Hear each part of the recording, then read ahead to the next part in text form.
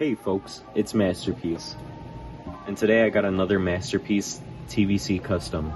Today it's going to be Ragnar Vizsla from Season 3 of The Mandalorian. We first saw this character in Season 3, Episode 1, when he's just barely getting sworn into the Creed. We see the armor making something in the beginning of the episode, and it turns out that it's this helmet, the helmet that Ragnar Vizsla is going to end up wearing.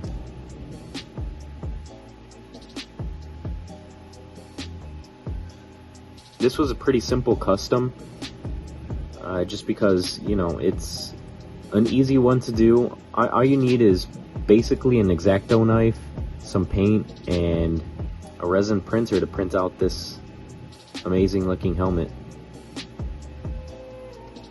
So this custom is actually from the body of Episode 1, Phantom Menace, Anakin Skywalker. Basically what I did was I just cut the two flaps. They're kind of like the Jedi robe flaps that kind of hang off right here in the front. I cut those off because Ragnar Vizsla has a similar outfit, very, very similar, except for the fact of those two flaps being in the front there. You could just cut those off. I hit the torso with a kind of royal blue. Made sure not to get any paint on the belt because we're gonna leave that. The sleeves up here, the top part of the sleeves I left, but the bottom forearm sleeves you need to paint brown with kind of a streak going down on both of them, kind of in the back, matching the top of the sleeve there.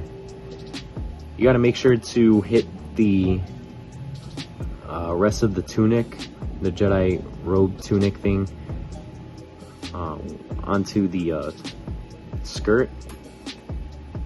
The pants you can leave. You need to have like a darker brown on the top of the boot with a beigeish color towards the ankle. Then after that is the helmet. The helmet I pretty much colored with basically using that navy blue, but adding some white to it so it's a little bit lighter of a hue. A lot of it actually. And then you have to get like a sky blue for the cheeks. Grab some gunmetal gray for the top of the cheeks there, and then for the visor, you know, just black.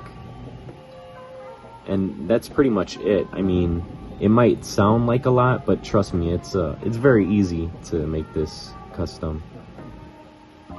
The head pretty much fits nicely. I had to sand down the ball joint right here just so that it could fit onto this headpiece.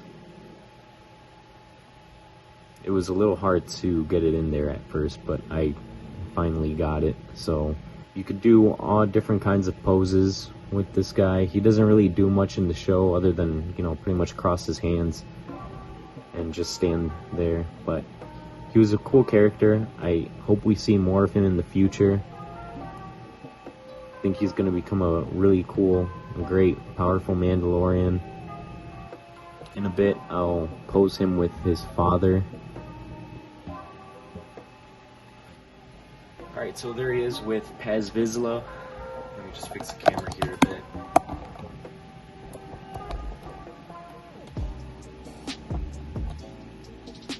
There we go.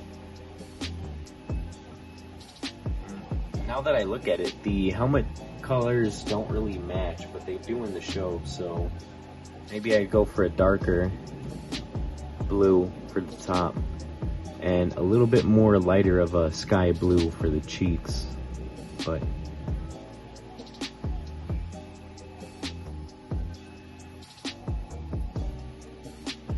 that looks pretty cool.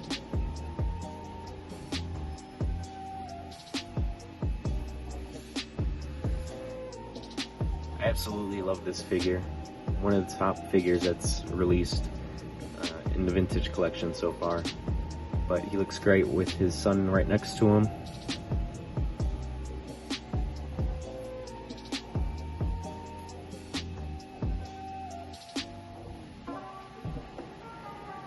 it's a lot of simple stuff that you have to do with some of these customs. I mean, most of it is just repainting it.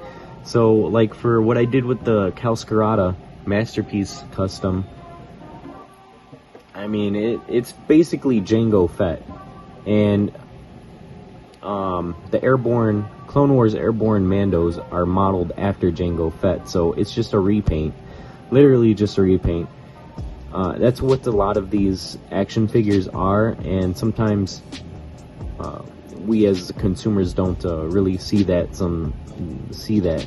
Fortunately, that's what most of these corporations, it's how they make money, and this is how they pretty much want things to do, because making new molds costs a lot of money and stuff like that. So they just want to recycle these molds and use them for new characters, which they can obviously do very easily with stormtroopers and clone troopers, and they do. But yeah. So it's the same thing with this guy. You just got to have a kind of a keen eye whenever you're looking to make a custom, no matter what character it might be. You always have to look for existing figures and examine the character molds and kind of go off that. Every character is just a different color scheme than another, you know. But when I want to do any of these customs, like say for example when I want to create a new Boba Fett or something like that, there's already a mold for it.